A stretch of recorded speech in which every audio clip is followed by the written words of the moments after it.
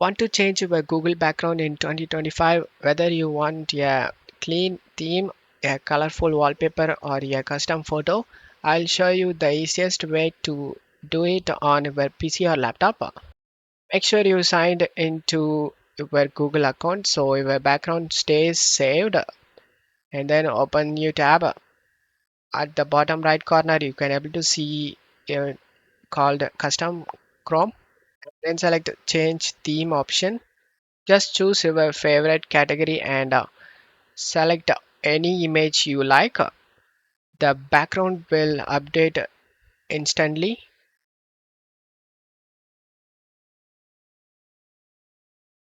If you want a personal touch, click on this upload an image option, and you can use your personal image on your system. Then open it. I gonna change it to uh, life category. This looks good. And once you are done, just close the menu and your new Google background is set, saved, and will stay the same every time you open a new tab. And that's how you can change your Google background in 2025. Fast, simple, and fully customizable.